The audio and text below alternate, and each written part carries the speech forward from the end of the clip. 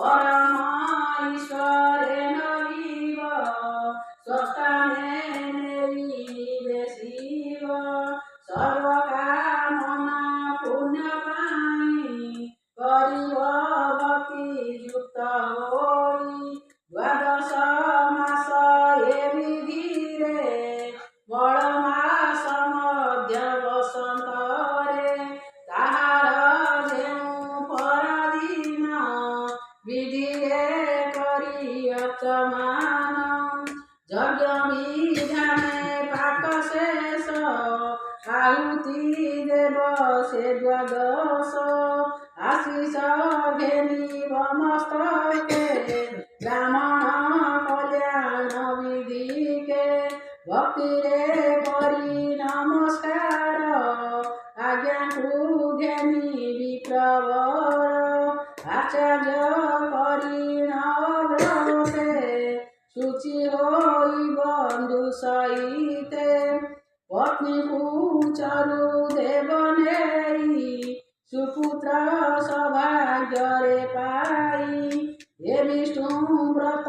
जे करई वांछित फल से लभई से स्थिर एव तचरी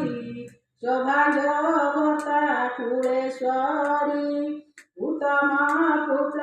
स्वामी रस हे सर्वलभय शेष समस्त लक्षण जहार कन्या भई स्वामी तार विधवा अनवत्य से नारी निष्पापी हुई दुर्भाग्य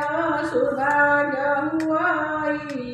कुरूपी सुरूपी हुई मृतवस्तिका सेवा नारी से अविनाश धनेश्वरी सर्वरोगरु मुक्त होई निर्मल होई तार द्रोही सकल कर्मर अंतरे से पड़े निरंतरे पितृदेवता तोष होई वांछत फल तार देई होमर पुण्य यज्ञ सार अभिभूजन्ति चक्रधर मरुति जन्मीर विधाने शुणी शरदा कले मने धीतिर व्रत आदि करी तो आगे कहिलु विस्तारी बोलई विप्र जगन्नाथ पवन जनर चरित मूलटी अटहि विश्वास कहई जगन्नाथ दास इति श्रीमद्भागवते महापुराणे परमहंस्यां संहितायां वैशेषिका षष्ठ स्कन्धे विष्णुव्रत नाम ऊनविंश अध्याय।